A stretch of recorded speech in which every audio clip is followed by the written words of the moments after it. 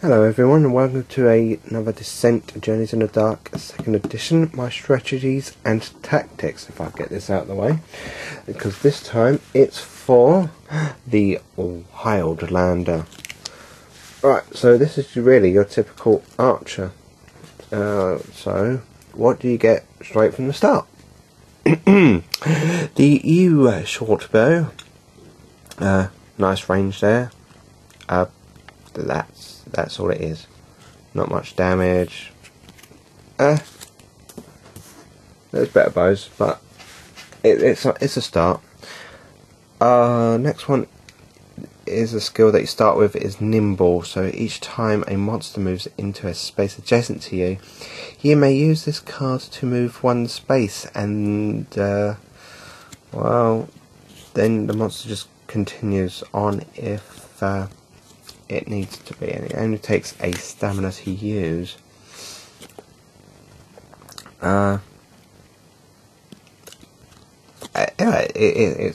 It's a way to back off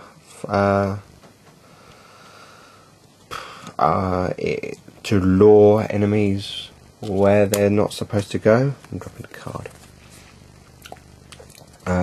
So say if a cave spider with a movement of 4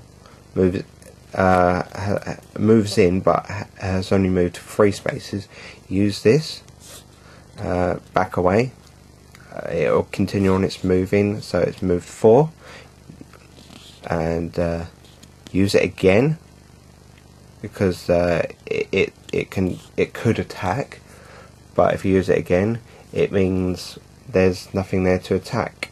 So it's mainly for creatures with melee.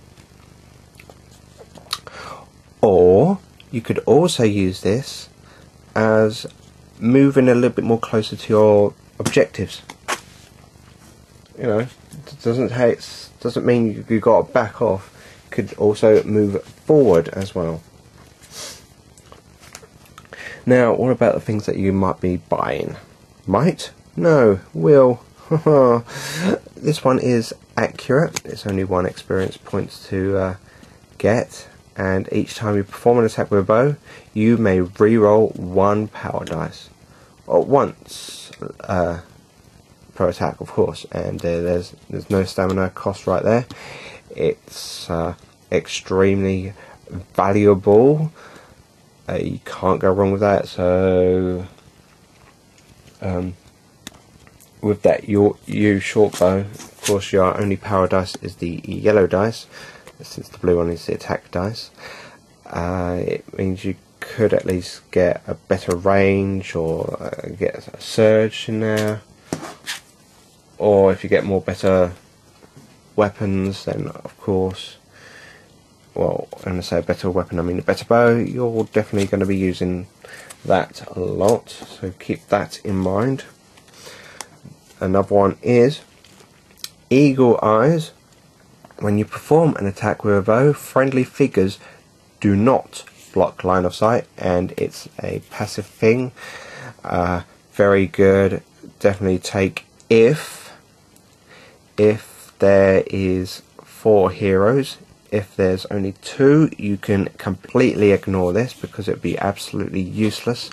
If there's 3, then all depends, because perhaps maybe 2 of the other heroes are using something that has familiars with, like the mage class, necromancer, or even like the warrior class, the beastmaster, or even the scout class, the shadow stalker class as well, because they all have familiars in.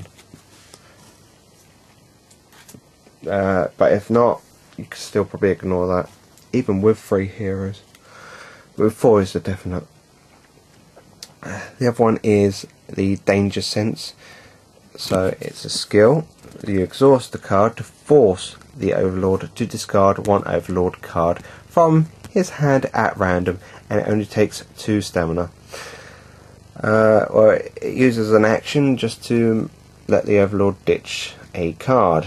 at random for 2. And since scouts have quite a lot of stamina, you probably can't go wrong with that. You know, if there's not many monsters about, you could always just go ahead, maybe move, and then all of a sudden I'm going to decide to use this for no reason. All 3 of them not so bad. What about more expensive type? How about First Strike? 2 experience points to use. So during the Overlord's turn, very important there, immediately after he chooses a monster to activate, you may exhaust this card to perform an attack targeting that monster with a bow, and after the attack is resolved, if the monster is not defeated, it continues on. You're doing an attack that takes 2 stamina in the Overlord's turn. Yeah, definitely worth getting, or almost saving up for. I can't think why no one would want this. It's just like a creature's coming towards you, boom, shoot it. And there's a possibility that you could kill it. So that's almost a definite for me. Another definite for me would be a bow mastery. So when you attack with a bow, you may exhaust the card to add a surge to a result, and it's a passive thing. Well, apart from what you do, actually have to exhaust it just to add a surge. Yeah, you can't go wrong with that. Self-explanatory. And the other one is Fleet of Foot. Each time you suffer a stamina to gain a movement point, you instead receive 2 movement points. And each time you use the Nimble, you move 2 spaces instead of 1.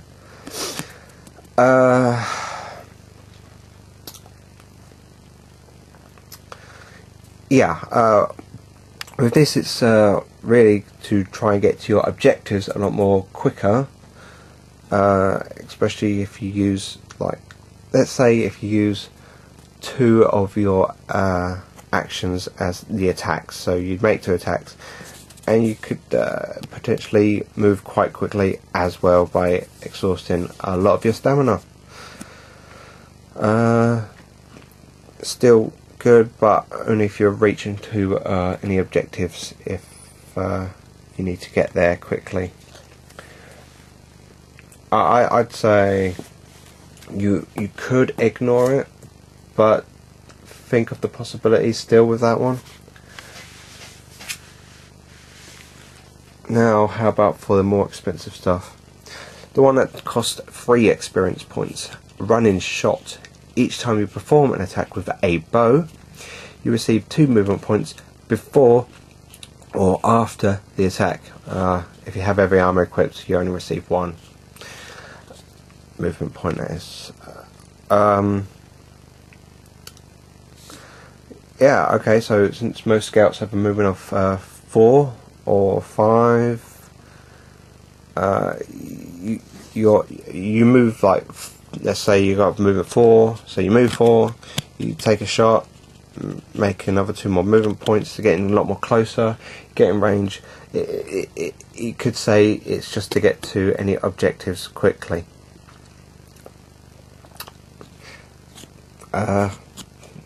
Yeah,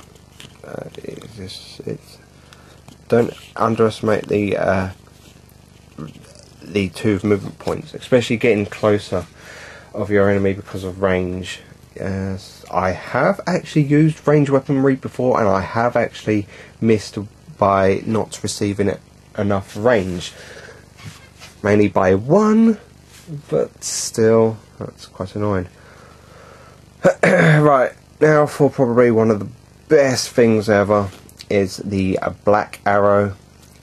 It's as an action, so you perform an attack with a bow. This attack gains +2 range automatically, that's nice. and if you deal less than 3 damage after rolling defense dice, you deal 3 damage instead. Oh, unless the attack misses, of course, and it's only 1 stamina. You could potentially just save all your experience points and get this. The best way of doing it is, well, after dealing with the introduction quest, of course you get an experience point just like that.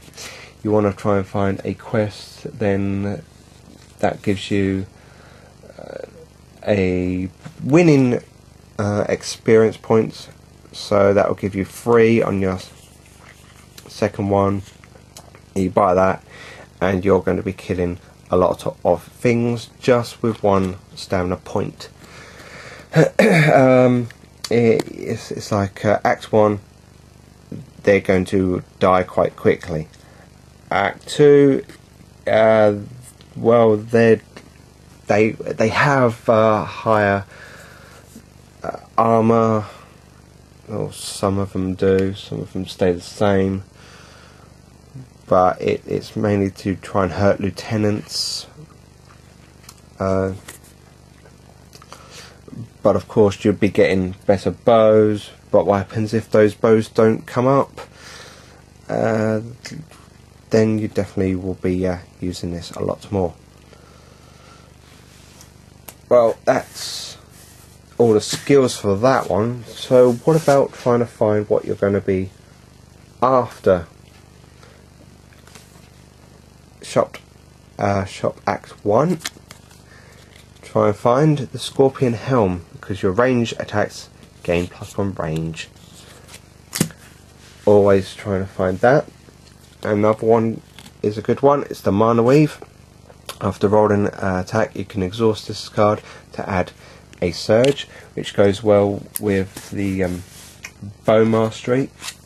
Right? Exhaust that to get a surge. So if you make 2 attacks, you can always get at least 2 surges no matter what. Right.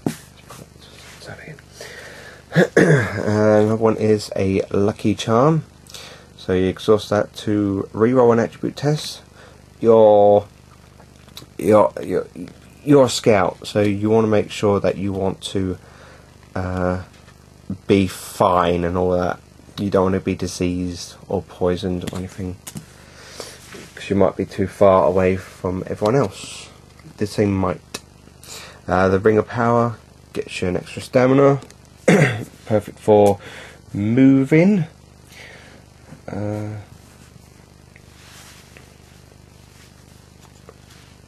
The Elven Boots gain 1 movement point.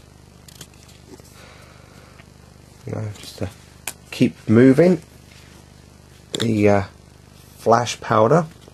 So you test your awareness, and if you pass 1 monster adjacent to you, it is stunned, and you may move up to your speed. So it's stunning the creature, move away for just a one of your actions. That's it.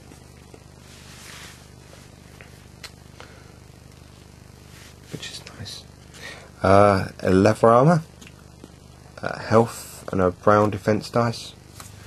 Try and keep you alive a little bit more better. Chainmail, grey defense dice, but your speed is 4. So you might not want that if your speed is 5. However, I think because you're only an archer, there's not much point of having a movement of 5 and have a low defense. But that's my my side of things. You don't have to. Anyway, let's carry on. You got the Heavy Cloak. Exhaust. Well, cancel a enemy's surge. So no surprises there. Got the Thief's Vest. You gain +1 might and awareness, which is always good for scouts. Get a brown dice as well for defense. A elm greatbow. Adjacent figures do not block line of sight, which makes the, where is it? Oh, I really wish I stopped missing the eagle eyes. Kind of useless.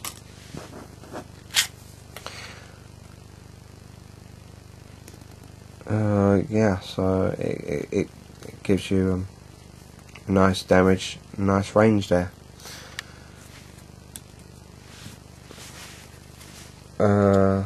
The bow of bone. So if you have not moved this turn, add an additional green to the attack pool. Looking at the damage output, it's quite nice.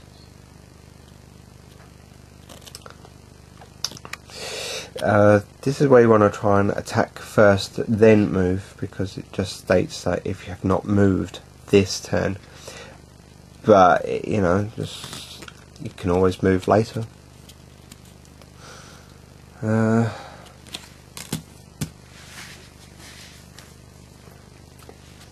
You also got a crossbow, pierce, nice damage, and 1 damage, and move the target 1 space. Yeah, any direction. Into the pits tend to be a lot more fun, or into lava pits, or even closer to your warriors. Well, that's just Act 1. What about in Act 2? What are you going to be looking for in that? Things you want to be looking for is the trivial crystal. So you exhaust that, roll a dice, red dice, and you gain health back.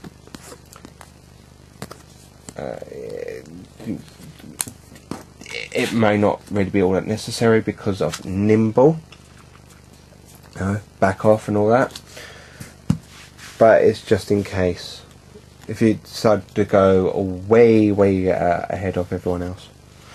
You got the black iron helm, +2 health, and add a defense just to keep you alive a little bit better. You got the iron bound ring, +2 health. If you roll any blanks, add an extra 1 defense. Yeah.